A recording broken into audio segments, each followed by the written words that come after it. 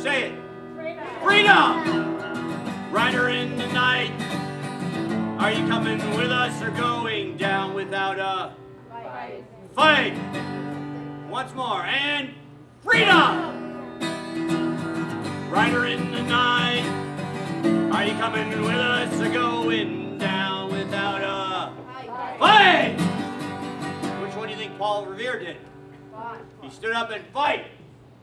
Every one of you was born to be a patriot, was born to be like Paul Revere. And you guys like the fire of liberty, or do you want me to be like an old librarian that's about 90 years old? You ready to talk like this? Or do you like the fire of liberty? Fire. All right, because that's how Paul was. He was all about the fire of liberty. Every one of you was born to be a patriot, and your generation is going to be challenged like that generation. I hate to say it, but everything I've heard so far at this camp and everything I see says we're all going to have to be that Paul Revere. Otherwise, America's not going to make it. So that's the first point I want to make, and he would want to make.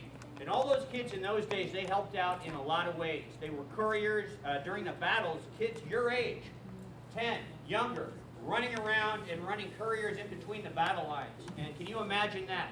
Bullets whizzing and flying, and you have to take a message to one side of the battlefield, the battle. And how did they know that battle was coming that day when our nation was born on April 19th, 1775? Because he told them the night before. If he hadn't told them, they would have all been taken in their beds, and that would have been that. So that's the first point I want to make about our good friend, Paul Revere. Okay, now, I do a podcast called The Midnight Ride, and I'll give you a free card. Everybody doesn't have it. I think you guys do. And it's free on the internet, and I've done 3 presentations on Paul Revere. One at his house. And you know what? We do our podcast. Okay, yeah, sure. And you're descended from one of those patriots, aren't you, that took a stand that day on Lexington Green. Are you not? Yes, you are. I remember that about you. Me too. That's right. Captain John Parker, who is a good friend of Paul Revere's. Another one, and a few more of those. I guess I gotta miss it. you have it. He had, Mr. Kalis, one back here. I move around like Paul. I don't have a horse, but I get around this classroom, and nobody's going to fall asleep while I am teaching. And so, Paul Revere, let's start out from the beginning. Yeah, so it's funny because today, you think kids your age, most kids know who Paul Revere is? No, they don't. Even the ones that live right near Paul Revere house, which is where I do my podcast, called the Paul Revere. When I walk around in this hat, who do you think they think I am? Paul Revere. Do they think I'm a patriot, or do they think I'm a Pirate. pirate? Yes. Everybody knows about Jack Sparrow, right? You guys see Pirates of the Caribbean? That's kind of cool, but they think they don't know about the history of our country, and they think Jack Sparrow is all that has to do with this three-corner hat. All right, so when it comes to technology, I'm an idiot. This is my first PowerPoint. Me and Reverend Mrs. Kraft tonight. So this is Paul Revere. This is in the Museum of Fine Arts. Paul Revere was a silversmith. He made a lot of fine silver craft, and I'm going to show you some of it. And he was known for nothing else. His silver craft was so incredible, you have to go in the Museum of Fine Arts, which is the best museum in New Zealand, just to see what he was doing with silver. Very talented. I'll take your question at the end if that's okay. All right, go ahead, give me a shot. My school, my class. Yep. Museum of Fine Arts, and we saw that. If you come to Boston, the Museum of Fine Arts, it's incredible. They have a brand new American display, $10 million, and now they have a new curator, and on Wednesday you can go for free, no charge, your whole family. It's fantastic. And you know what? Has anybody ever seen a movie, Night in a Museum? Yes. Yeah. And there was 2 of those. And what about the curator, the guy that ran the museum? Where was he from? Was he from America? No. Remember him, McPhee? No, he was from England. And that's who we were fighting that day. And this wonderful new exhibit we have in the Museum of Fine Arts in Boston. Do you think that our curator, he did such a good job with our American display and with Paul Revere silver? Where do you think he might be from himself? He's from England. But I have to say, I hate to say it, you know, being a patriot wearing this hat, he did a wonderful job with the American exhibit. I forget what his name is, but if you get to the Museum of Fine Arts, check out Paul Silver. Okay. Now, Paul Revere was from Huguenot ancestry. The Huguenots went to the moon, right? No, those are the astronauts. The Huguenots were French, Protestant sect in France, and they were persecuted. They came to America, and that's who Paul's people was. Paul was a Congregationalist and a believing Christian. The Great Awakening. Does anybody know what the Great Awakening is? Paul Revere is about waking people up. Yes, sir. When he woke everyone up. No. When Paul Revere was growing up, and even before he was born, in New England and all across the country, we had this great awakening to the power, truth, and love of Jesus Christ. Most people were already Christians, but they really weren't in the Spirit. They didn't really have that Holy Spirit moving through them. And when that Spirit moved through the colonies with great preachers like Jonathan Edwards, you know what happened? People woke up and they said, wow, we're different from Europe. And that Spirit, that Holy Spirit is what started us thinking that we're not just a bunch of separate colonies, that we are like one union, one country. That's another class I'm teaching tomorrow night. But Paul Revere was a son of the Great Awakening, as were a lot of the other great patriots that you see right over there. Silversmith, there is a silver. Now one thing, and I'm not encouraging this, Hal, I'm not encouraging this, but you notice something about that tankard? Yeah, that tankard would hold about 1 gallon of very strong beer. I would have a tough time. I'm a pretty strong guy. I would have a tough time just holding that thing up for a while without the beer in it. But back in those days, the Sons of Liberty, Sam Adams, he brewed a little beer, and Paul Revere made stuff to put the beer in. That's all I'm going to say about that. I'm in a Christian camp. Okay, and that's the beer stein. See that sucker? And it's made of solid silver. Today that would be priceless. One of Paul Revere's beer steins. Teeth, yes. Paul Revere made a set of wooden teeth for who? George Washington. Is that really true, or is that a myth? Yeah, it's a myth. Very good. It's not true. Paul Revere did not. Silversmith, that's one of the things he would do. He did not make a set of teeth for George Washington. I'm just going to set that straight. Okay, this is his house. It's the oldest house in Boston. And there's the hearth. Now, founding father. Everybody, you guys know who the Brady Bunch is, do you? Yeah. So, well, anyways, it's his family on TV back in the 70s, and the dad his wife's died, and the wife's husband died, and they came together and they made a new family, and that still happens today, and so that's what happened with Paul Revere. Paul Revere, his first wife died. He married another wife, and they had together from both marriages, and then they had some more kids, and all told they had 16 children.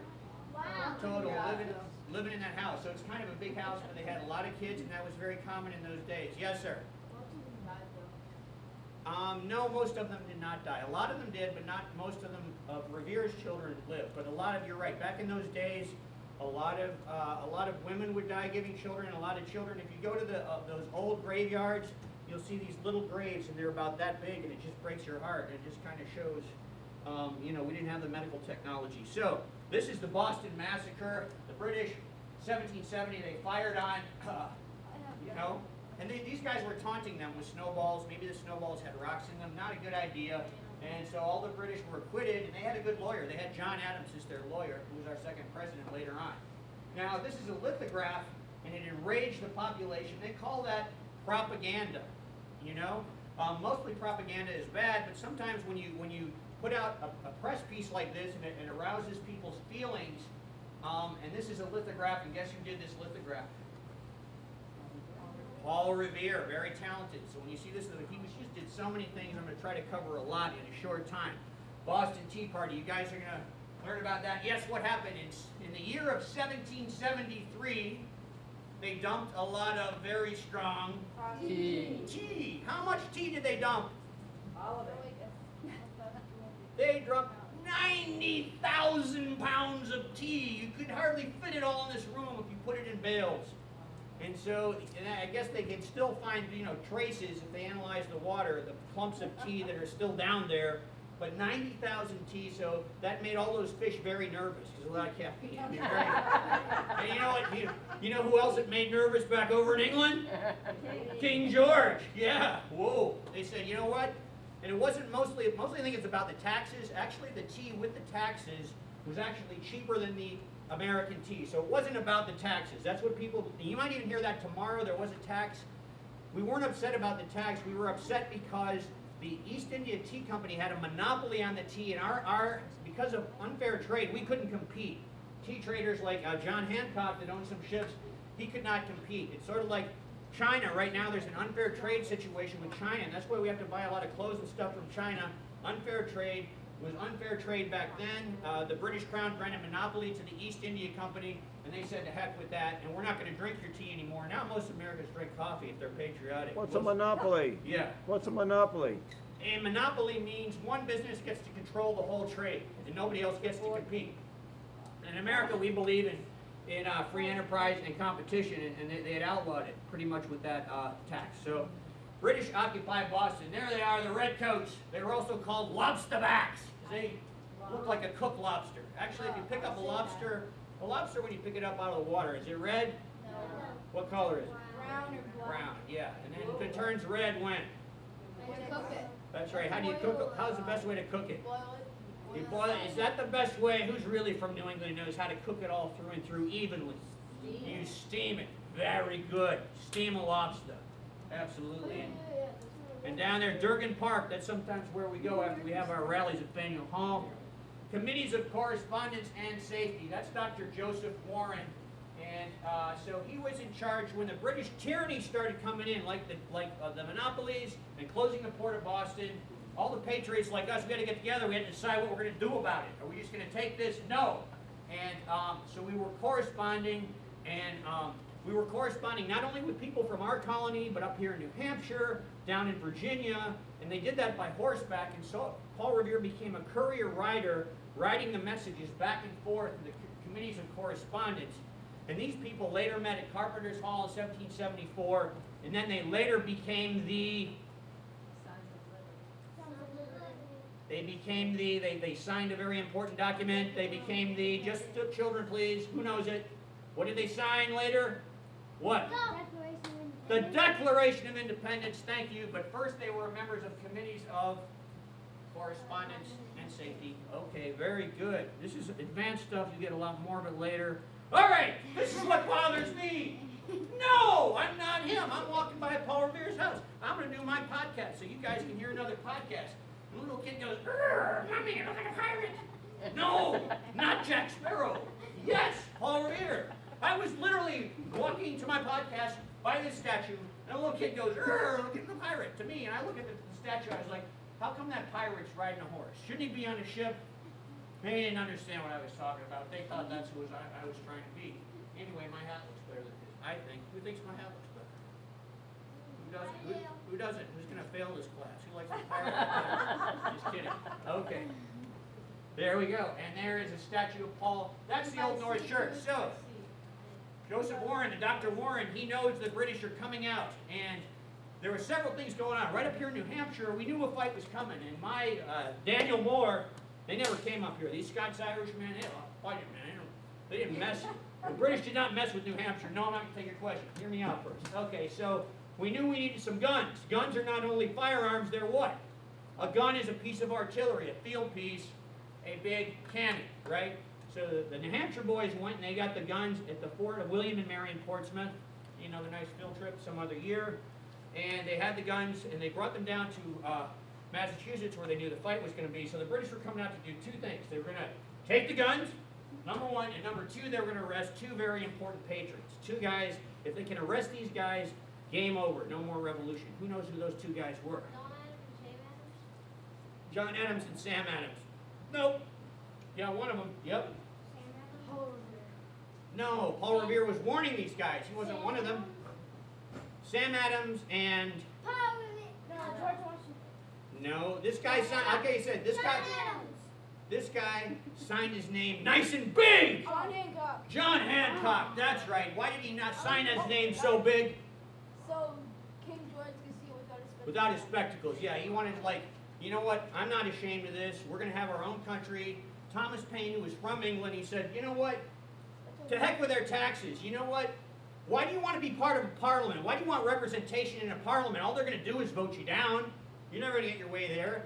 What about your taxes? Oh, even with the taxes, even with all these taxes, guess what? Our cousins back in England, they had 25 times more taxes. So Thomas Paine was from England. He says, you know, mate, in common sense, you really want to pay the same taxes as over in England. We pay 24 times. No, he saw a new thriving America where a man and a family could really succeed here, 10 times, 25 times more back in his native England. He wanted us to become his own country. And so it was actually, ironically, a British man that told us to declare independence before we decided to. Anyway, that's the Old North Church.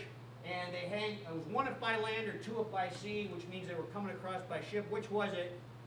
Which did it turn out to be? Was it by land or by sea? Sea, that's right. Very good. They came across the Charles. So how many did they, lanterns did they hang in the Old North Church that night? 2. Paul's on the other side. He's over in Charlestown. And he sees 2 lanterns hanging. He gets on his horse. You know what? A horse that time was like a Lamborghini. It was like a sports car. Everybody didn't have a horse. Only just a few people had horses because they couldn't pull as good as an oxen. And then when the horse was done pulling in its life, he couldn't chop it up and eat it like steak. It didn't taste good. So only a few people had a horse. He borrowed that, I believe, from Deacon John Larkin, and then when he was captured later, I think they took the horse, unfortunately, but that's war. Okay, so now his famous ride. Listen, my children, and you shall hear. Midnight Ride Ride. of Paul Revere. Who wrote that? Paul Revere. Henry Wadsworth Longfellow. Back in the 19th century, this is after the Revolution, did you have rock stars? Did you have Taylor Swift? Did you have football, sports stars? You had your authors. You had your poets. Henry Wadsworth Longfellow was one of them, and that's what made Paul Revere famous. Before that, he was only known around here in New England. He wasn't known, but Longfellow made him famous. So he was writing. He was waking up. Now, when we try to be a Paul Revere, we talk about waking people up to stuff that is happening. Is that fun? Is it fun to tell people that bad things are going on in America? No. But because we're patriots, we have to do it. And this is a patriot. Yes, hold your hand up. Hold that hand up. This is a patriot. I just want to say something about this little patriot right here. I'm so proud of you. Mwah. We were waking people up on Flag Day in Dedham about Agenda 21. Bad thing. It's taking away our property rights. She wasn't feeling too good. She still marched 5 miles all through Dedham. She was a little Paul Revere, or a little Sybil Ludington. Sybil Ludington was a female Paul Revere. That's another story. But she was like that, and we have to be like that. And I was so proud of Emily. She was really not feeling good, and she walked 5 miles through Dedham to tell people to be that Paul Revere and warn them about Agenda 21. So you got to think what you're going to, you hear something at Camp Constitution, you got to talk to your friends about it, and we got to turn America around. That's what Paul Revere did. That's what Emily and all the shirtless are doing, and I'm proud to tell that story. Okay, so I don't really need this microphone, right? You guys can hear me pretty good. Waking up the Patriots. So that's what he was doing. That's what Emily, Mr. Shirtliff, myself, and also Madeline, she's not here. I guess she's in the advanced class. And Kirsten, is she here at camp? No. Did not make it. All little Sybil Ludington. Sybil Ludington, I should say this really quickly. Sybil Ludington was a 17-year-old young lady in Connecticut, and when the British were marching on this town in Connecticut, in Danbury, her dad was a colonel. Her dad was not around. She got on a horse, and she did the same thing Paul Revere did. And she was only 17 years old, a little fiery redhead, and she was a female Paul Revere of the American Revolution, Sybil Ludington. So this is the Hancock-Clark House. This is where Adams and Hancock were hiding out. Paul Revere comes riding up here, says, "The British are coming." Did he say that? No, he said British. Why didn't he say the British are coming? Because they were all British at the time. Yes, we still thought of ourselves as colonial. We wouldn't have called ourselves British, but really they were regular troops, and he was saying the regulars are out, and there were 2 armed guards out there because Hancock and Adams were inside, and also Hancock's fiance was in there. He was engaged to Reverend Jonas Clark's daughter, and she woke up. She was in another room in the house, and he was like trying to boss her around and tell her what to do because the British were coming. She's like, "You know what? I'm not married to you yet. I don't have to do what you say." Anyway, yeah, she's a fiery little soul herself. Every year, the day before Patriots Day, which is usually around the 18th, but it's the Sunday before, they reenact this, and all the kids from Lexington get to come out and watch Paul Revere come galloping up every year. It's a lot of fun. It's free if you happen to be in the area. It's something you should see. Okay. Next, so Sam Adams and John Hancock, those are the 2 that were in there. Sam Adams signed the Declaration of Independence. He got the Tea Party going. He really was the one that really was what they call a firebrand, because he was telling the Patriots what Thomas Paine and some other firebrands were saying: we need to be our own country now. We've outgrown Great Britain, and we can be way more than they ever will be, and that was true. John Hancock, he's the one that wrote his name nice and big. So those two, they wanted to take a stand on the green, but they were too important, so they left. But they wanted to stand and fight. Okay, so then they made it up to Concord, and he was arrested. He didn't make it up there, but there were other riders. There was William Dawes, and there was another rider by the name of Prescott. Prescott made it through. Poor Dawes, he made it to Lexington, 2 minutes, and Revere was already there, so he comes riding in. There's Revere's horse, and he just missed his shot at being Paul Revere by 2 minutes. He just missed his shot at history. It was a little bit late. And so there's another poem that says, nobody remembers me because his name's Revere and my name's Dawes. Anyway, they made it up to Concord. I mean, we go out to there sometime. Have people been out to the Old North Bridge? Yeah. So, Lexington, the British come marching through. These guys didn't want to start a war. They're just one company. They're just about 38 men. They're standing there. They knew that these British, an army is dangerous coming through. And so they just wanted to make sure that nobody's going to be harmed, no property broken, and no death or destruction happening. And they're just standing their ground. They did not want to start a fight. They're sort of like the police of that time, the militia units.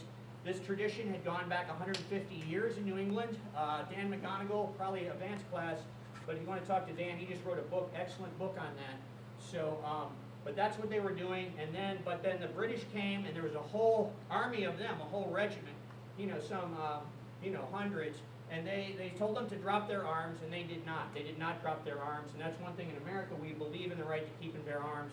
And now they were slowly dispersing, and then the British fired on them and mowed them down. A lie has been perpetrated in the meantime. This is a lie, and everybody should know this, that nobody knows who fired first. Let me ask you a question. You're a well-trained militiaman. You've trained all your life, and you've known these British guys are coming here. There's 300 of them.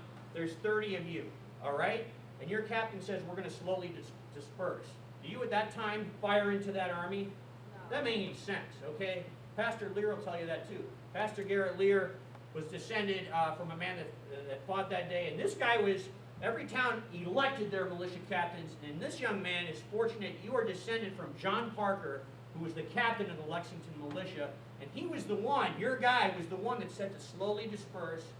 And then they were fired on.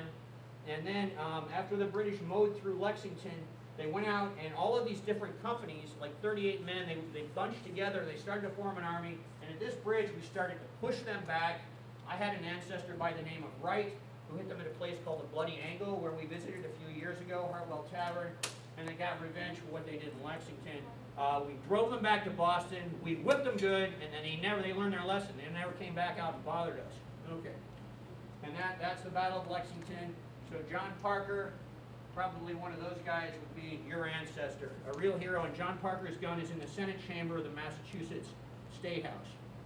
That's the Massachusetts State House. So after we become free, we win the revolution, we don't want to have that old British State House. It's still there. We want to have our own nice big State House. Build a State House. The dome is wooden and it leaks. So who puts a nice new dome on the State House? Paul Revere. Paul Revere, yes. He's so good with metal. He learns how to do a lot of stuff with copper. He's known for his silver, but he patents a process of pressing copper into sheets. When you're ever driving around and you see a building, what color does copper turn when it gets all weathered? Green. So when you're up and looking around, driving around, you see a building with green on top, that's copper, and it was Paul Revere that invented that process of doing that.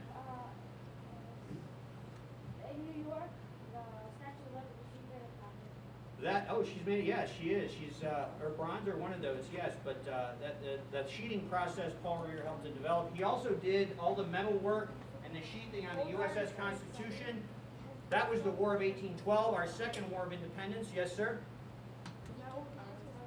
Old Ironside, yes. So Paul Revere, he did the work on that. He didn't sail on her, but then there was 3 layers of oak, and it was the opposite of iron. It was very supple, and the cannonballs would hit these, and it's about that thick. You have to go visit the ship sometime. I really tried hard to get us to go there, but we weren't able to fit that in, but I would love to do a Camp Constitution trip. The shock of the cannonballs would hit it, and they would bounce off, and so all of the sailors would say, "Huzzah! Her sides are made of iron." And then it became known as the Old Ironsides, but her name is like our camp, the USS Constitution. Back in those days, they were very proud of this new Constitution that they had, and they named their ships that. Okay, now, this is Revereware. Any of your moms have Revereware? You recognize that pie? Yeah. That's That's right. How do you know that Paul Revere sort of designed that? What about that sort of says, yeah, that could have been Paul? Yes, sir. No, there's no silver in it. Copper. The bottom's copper. See that? It's silver colored though. I can see how you made that mistake. But there's a little bit of Paul in that Revere ware. That's Henry Wadsworth Longfellow's house in Cambridge, who wrote the Midnight Ride of Paul Revere. But you know what? Henry never called it his house. He called it the General's house. Why did he call it that? Yes. That's right. Years before Henry lived there and wrote the poem about Paul Revere, General George Washington, that was his first headquarters, and he swore in the troops, your shirtlift ancestors, your ancestors, several of my ancestors in Cambridge on the Common, and that was his headquarters. And that room is where he celebrated his 17th wedding anniversary with his wife, with George Washington's wife. Say it, children. What was George Washington's wife's name? Martha. Very good. Very good. Kudos. Yes. I'm glad somebody knew that. Okay, so that's my presentation on Paul Revere. Are there any more questions? And everybody's going to try to be their own Paul Revere, just like Emily, just like Madeline Rice. And, you know, we're going to turn America around. We're going to be like Paul Revere, right? Yeah. So on three, we're going to say huzzah. 1, 2, 3. Huzzah! Freedom! All right.